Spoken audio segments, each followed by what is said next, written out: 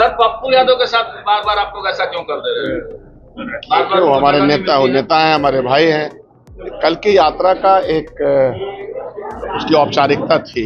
अंतिम सफलता तो वो होती है कि हमारे लीडर ने जितनी मेहनत की है, हमारे लीडर ने जिन सवालों को खड़ा किया है और सामने चुनाव है, खासकर कांग्रेस के कारकुनान को और जितने भी महागठबंधन के लोग हैं, उनकी मेहनत अगर वोट दिलाने में बदल जाएगी तो सफलता का पैमाना 10 गुना बढ़ जाएगा। किसी भी पॉलिटिकल पार्टी को और किसी भी पॉलिटिकल पार्टी के जितने भी विंग्स हैं उनको नहीं है। भारतीय जनता पार्टी को अखिल भारतीय प्रत्याशी से लेकर के बजरंग दल से लेकर के बीएचपी से लेकर इतिहास देखना चाहिए किसका उपहास उड़ाया उन्होंने। पप्पू यादव को गाड़ी से नीचे उतार देना सियासत नहीं बल्कि औपचारिकता थी। नमस्कार, दश न्यूज देख रहे हैं आप, मैं हूं आपके साथ प्रिया। कांग्रेस के अल्पसंख्यक वर्ग के कद्दावर नेता तथा कदवा के विधायक शकील अहमद खां आज मीडिया से मुखातिब हुए। उन्होंने बातों ही बातों में कई ऐसी बातें कह दी जिसने फिर से एक सियासी बवाल मचा दिया है। कल बीते दिनों जिस तरह से पप्पू यादव को गाड़ी पे चढ़ने नहीं दिया गया, पहले तो इस बात पर उन्होंने यह सफाई दी कि जब भी कोई बड़े नेता आते हैं तो इस तरह के प्रोटोकॉल्स जो हैं वो होते हैं और कहीं ऐसी गतिविधि हो गई होगी। इसके पहले भी इस तरह की बातें हुई थी जहां पटना में पप्पू यादव को गाड़ी पर चढ़ने नहीं दिया गया था।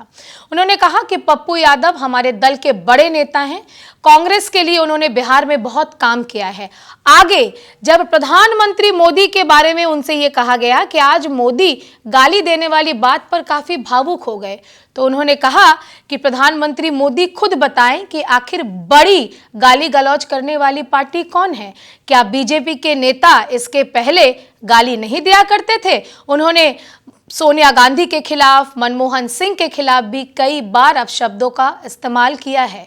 साथ ही साथ उन्होंने वोटर अधिकार यात्रा की सफलता के बारे में बात करते हुए कहा कि बिहार की जनता अब की बार एनडीए सरकार का सफाया करेगी और अपने अधिकार को बचाते हुए इंडिया गठबंधन के नेतृत्व में सरकार बनाएगी।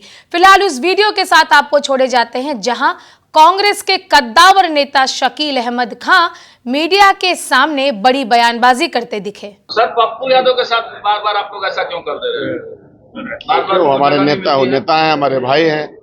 कल की यात्रा का एक उसकी औपचारिकता थी। तमाम पार्टी के हेड ऑफ द लीडर्स थे वहाँ। उसी औपचारिकता की वजह से कोई डिस्क्रिमिनेशन कर दिया जाएगा, अलग थलग ऐसा कुछ नहीं। यात्रा में कई जगह मंचों पे बोले हैं हम लोग, तो वो कोई मन में और मुसलमानों के चलते मेरा ये हाल हुआ है। अब देखिए, उनके शब्दों को मैं नहीं कह सकता। मैं ये कह रहा हूँ कि जो फर्स्ट बस था उसकी औपचारिकता थी, वो भी इस बात को समझते हैं, समझदार व्यक्ति हैं, लेकिन उनकी इज्जत और सम्मान में कांग्रेस पार्टी हम लोग कभी कोई न कमी किया है न करेंगे।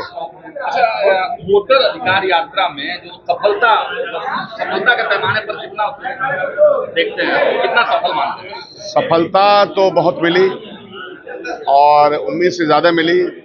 अंतिम सफलता तो वो होती है कि हमारे लीडर ने जितनी मेहनत की है, हमारे लीडर ने जिन सवालों को खड़ा किया है और सामने चुनाव है, खासकर कांग्रेस के कारकुनान को और जितने भी महागठबंधन के लोग हैं, उनकी मेहनत अगर वोट दिलाने में बदल जाएगी तो सफलता का पैमाना 10 गुना बढ़ जाएगा। कांग्रेस फ्रंट फुट में आ गई, कहा जाता था कि किसी शुरू से थी और रहेगी, उसमें कहीं कोई दिक्कत नहीं। लेकिन हमारे सामंजस्य में, हमारी मोहब्बतों में, हमको एक दूसरे को सम्मान देने में कहीं कोई कमी नहीं है, रखेंगे भी नहीं कहीं। कांग्रेस पार्टी फ्रंट पे हमेशा रहे। यात्रा के बीच में दी गई गाली को लेकर प्रधानमंत्री आज कहते हुए भावुक हो और बीजेपी कह रही है कि 4 तारीख को बिहार बंद करने का ऐलान बीजेपी ने। हमको वाकई में उनका भावुक होना जो है वो स्वाभाविक है, उनको भावुक होना चाहिए।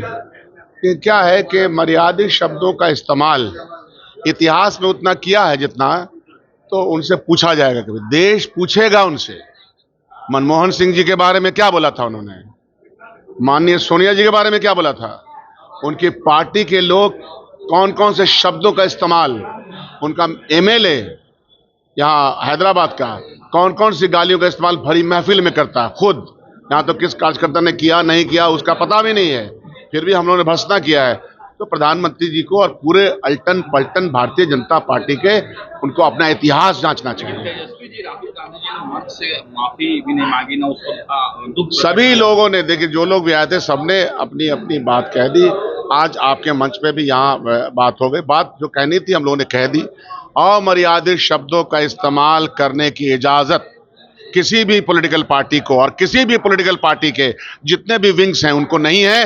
भारतीय जनता पार्टी को अखिल भारतीय प्रत्याशी से लेकर के, बजरंग दल से लेकर के, वीएचपी से लेकर इतिहास देखना चाहिए किसका उपहास उड़ाया उन्होंने। एक अंतिम सवाल है कि इस वोटर अधिकार यात्रा में आप लोगों ने जितना मेहनत किया, कांग्रेस आप करेंगे फ्रंट फुट पर आ गई है, तो क्या 70 सीट 2 डिप्टी सीएम अब मिल जाएगा? लग रहा है। सवाल फिर कह रहे हैं 243 सीट टारगेट हमारा है। 243 सीट हम सब लोग मिलकर लड़ेंगे, ये जिद ही नहीं है आज के दिन जो में। जनसलाह देखेंगे तो मिला वोटर अधिकार यात्रा में वोट में कितना कन्वर्ट कर पाएंगे आप?